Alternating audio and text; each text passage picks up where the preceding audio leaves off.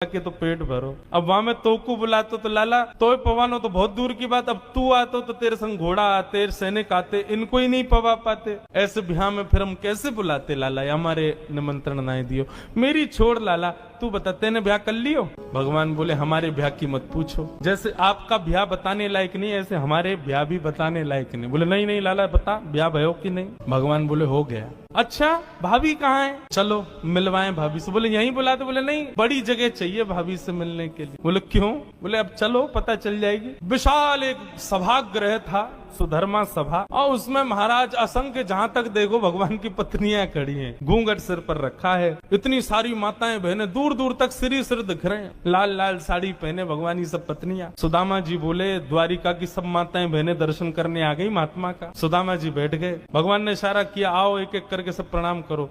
मैं रुक्मणी प्रणाम, देवी चरसो भाग्यवती रहो। मैं जामवती प्रणाम, देवी चरसो भाग्यवती रहो।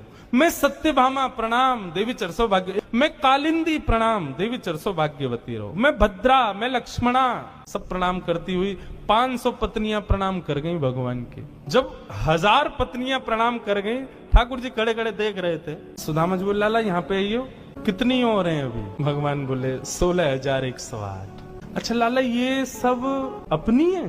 भगवान बोले हाँ सब अपनी। वाह लाला तेने इतने सारे ब्याह किए, 16,108।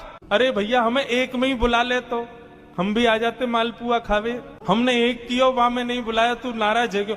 तेने इतने सारे के एक में ही बुला ले तो। ठाकुर जी बोले कितने ब्याहों में तो मैं भी नहीं गया था, मेरे बिना ही ब्याह है गया, बिना दूल्हा के ही बारात चल गई। बोले लाला देख पतलो दुबलो सो में सुदामा 500,000 पत्नियां प्रणाम कर गई, मेरा तो अभी से बीपी हाई है गो। लाला 16,000 उनको आशीर्वाद दूंगा तो मुंह तो लगा मेरे प्राण ही निकल जाएंगे। एक काम कर, पत्नी तो 16,108 है, पति तो अकेलो तू ही है ना? बोले हाँ।